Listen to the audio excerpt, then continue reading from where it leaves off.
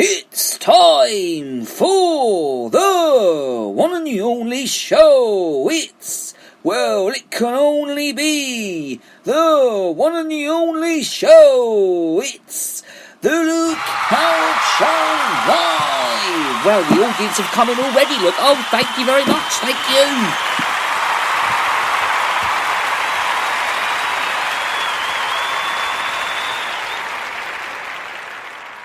Oh, what another great show we've got lined up for you today. We're talking hot weather. We're talking interviews with the one and the only Pierce Bloomfield, of course. We're going to be catching up with him on the show in a bit. He's waiting in the wings. Yeah, I can't see, he's not here, but he's waiting in the wings on the phone. Hope everybody is well, of course, and your week is going very well, as I say, every day so far. Now, we've got a great show, as I just said. It's Thursday, the 25th of June. Another beautiful hot day. It's actually going to be the hottest day of the year so far this year. We've got highs reaching up to 30 degrees. I'll leave that to in a bit. We'll talk about that in a bit in the show. But first, I want to start off by talking about, well, Coronavirus UK. Of course, our little coronavirus briefing, and then we're going to talk about, well, hotter than Siberia, and that's after we've spoken about coronavirus, our little coronavirus bit. Now, it's saying that the UK has got to prepare for a second virus wave, health leaders have been saying. Now, health leaders are calling for an urgent review to determine whether the UK is properly prepared for the real risk of a second wave of coronavirus. Now, it can letter published in the British Medical Journal, ministers were warned that urgent action would be needed to prevent a further loss of life. Now, the presidents of the Royal College of Surgeons, Nursing, Physicians and GPs are signed the letter. Now, it comes after Boris Johnson announced sweeping changes to England's lockdown. The Department of Health said that it would continue to be guided by the latest scientific advice and would give the NHS whatever it needs. On Tuesday this week, the Prime Minister, of course, he said pubs, restaurants, cinemas and hairdressers will be reopening from the 4th of July. Now, someone I know, a very close friend of mine, sent me a really funny video about the pubs reopening back up. I couldn't believe it though. Now, I couldn't believe it when I saw this video. This place was packed with people, and Boris Johnson said the pubs are going to be open, and everyone screamed and jumped and started louding and all of that as well. So, and I did see a daily briefing Tuesday afternoon at the House of Commons. I did see it. Me and my mother, we sat there at 2:00 in the afternoon and we watched it. Now, the 2 metre social distancing rule will be replaced with a 1 metre rule. Yay! The 2 metre social distancing rule is slowly coming back down. Woohoo! So we still got at least stay 2 metres apart where possible until the 4th of July, and this is, of course, otherwise it should remain at least 1 metre apart while taking steps to reduce the risk of transmission, such as, well, wearing face coverings. And the 2 metre rule will remain in Scotland and Wales and Northern Ireland, but however, both the government's chief scientific advisor, this is Sir Patrick Vallance, and the chief medical officer for England, Professor Chris Whitty, he stressed that Mr Johnson's plan was not risk-free at Tuesday's final daily Downing Street coronavirus briefing. But I watched the one when they were at the House of Commons the other day. I did see that one, and I saw the one at the House of Commons as well. Now, we're going to move on in a bit to shops that are still going to be closed for a long while as well.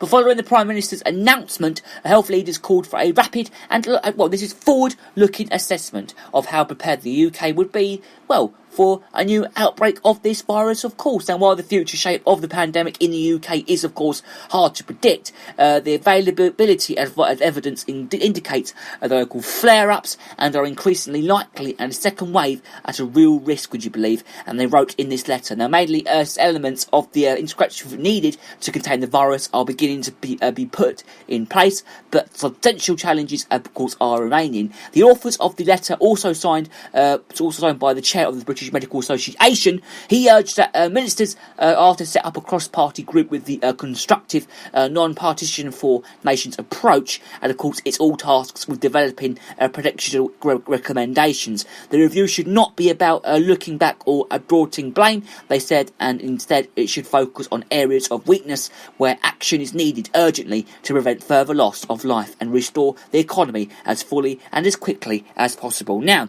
talk of a dreaded second second wave or will dominate the coming weeks and months. So the UK will need to be prepared for one, though, because the health leaders acknowledge is not possible to predict for sure one will actually happen. Now, what certainly a given is there will be local flare-ups where we see clusters of infections in places. It has already happened, of course, in Leicester, Anglesey and Cleckheaton. But where is important to recognise is that the UK is in a completely different position to where it was back in March this year, and when the first wave, of course, hit us as well. But testing capability has gone, though, hasn't it? With a few thousand a day to 200 million to identify those 200,000, of course, 100,000 affected, of course, and there is a network of contact tracers to find those that might be infected. There are still weaknesses, and some tests have taken too long to turn around, while the tracing system is still bedding in an app is not ready. But there is a realistic chance that if they continue to improve, and importantly, the public keeps playing its part by both concerning the social distancing and complying with requests to self-isolate.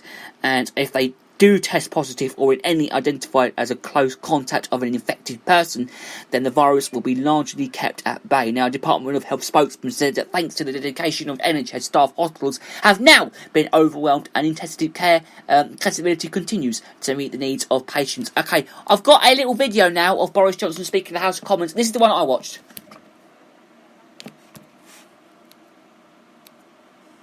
Mr. Speaker, I can tell the House that we will also reopen restaurants and pubs. All hospitality indoors will be limited to table service, and our guidance will encourage minimal staff and customer contact. You tell them, Boris. We will ask businesses to help NHS Test and Trace respond to any local outbreaks by collecting contact details from customers, as happens in other countries, and we will work with the sector to make this manageable. Almost as eagerly awaited as a pint will be a haircut, particularly by me, Mr. Speaker, and so we will reopen hairdressers with appropriate precautions, including the use of visors. We also intend to allow some other close contact services, such as nail bars, to reopen as soon as we can when we're confident they can operate in a COVID-secure way. From the 4th of July, provided that no more than 2 households stay together, people will be free to stay overnight in self-contained accommodation, including hotels and bed and breakfasts, as well as campsites, as long as shared facilities are kept clean. Most leisure facilities and tourist attractions will reopen if they can do so safely, including outdoor gyms and playgrounds, cinemas, museums, galleries, theme parks and arcades, as well as libraries, social clubs and community centres.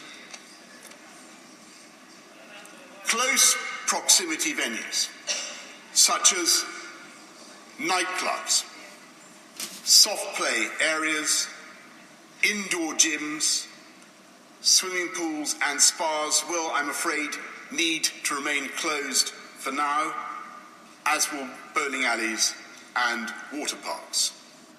Okay, so let's have a little recap about that. We are going to speak to Piers Bluthorne about this later on today, but let's have a little recap about what he said, because the biggest easing of this lockdown yet, he said 2,000 in England will be able to meet indoors. Now, this does affect me very, very much, of course, with social distancing. He said pubs, bars and restaurants, but only with a table service, indoors. And owners will be asked, of course, to keep contact details of customers to help with contact tracing. This is just a little recap here, okay? Hotels, holiday apartments, campsites and caravan parks, of course, will be open, of course, but with shared facilities must be cleaned, of course, properly. Now, theatres and music halls, but they will not be allowed to hold live performances. Which is, why would you open a theatre if you can't even do performances? But in other changes, though, Weddings will be allowed to have 30 attendances, and places of worship will be allowed to hold services, but singing will not be allowed, which means singing will be banned. Of course, this one does affect my sister very much. Hair salons and barbers will be allowed to reopen, but must have protective measures, such as visors in place, of course. And that's what they'll be doing when she goes back next week. But libraries and community centres and bingo halls, cinemas, museums and galleries will also be open as well. But fancies and theme parks and adventure parks, amusement arcades, outdoor skating rinks and model villages will also be opening as well. But indoor attractions where animals are exhibited, such as zoos and aquariums, farms, safari parks and wildlife centres, will also be opening back up as well. But some venues will remain closed by law, including nightclubs, casinos, indoor play areas, nail bars, beauty salons, swimming pools and indoor gyms. But those businesses set to reopen in 10 days' time have been given government guidance on how they can operate as safely as possible during the coronavirus pandemic. And yes, this will come around very, very quickly. But the Interior advises that businesses should keep customers' contact details for 21 days to help support the track and tracing system. The BBC political correspondent Ian Watson said that it suggested that decisions on which parts of the economy to reopen were made very recently. It comes as struggling retailers must pay their quantity rent to landlords yesterday. Of course, they paid them yesterday. Now, Professor John Edmonds, who attends a scientific advisory group for emergency stage meetings, he said the government switched to the 1 metre. This is the 1 metre plus restrictions alongside the reopening of pubs and restaurants could put the country at risk of increased COVID-19 transmission.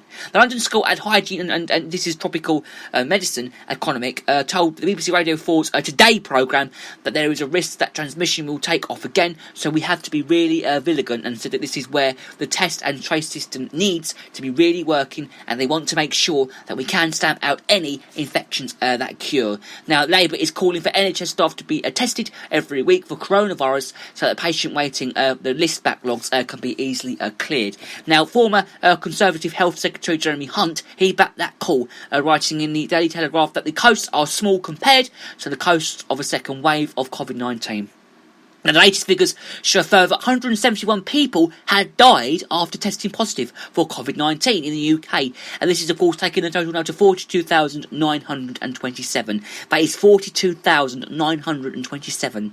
Now this okay. So what questions? Of course, you've got loads of questions you want to ask people about it. There are experts. Experts, what do they know? As I say, but experts, of course, do know a little bit. I mean, that's me saying. Okay, then. So let's talk about still closed. Now, the shops that won't be reopening. Now, I do see people wearing face shields. I see a lot of people wear them wherever I go.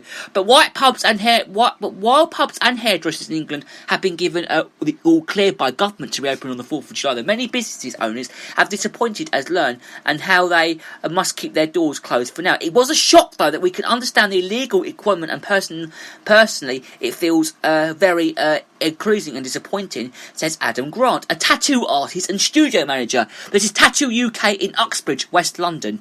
He said it was frustrating to hear that hairdressers can open on the 4th of July while tattoo parlours must remain closed. It was very irritating since tattoo parlours already have measures in place to prevent cross-contamination, he says, such as the disposable gloves and aprons which artists must wear. But Prime Minister Boris Johnson told Parliament on Tuesday this week that the government's public health experts will work with sectors which remain closed to help them become COVID secure and open as soon as possible.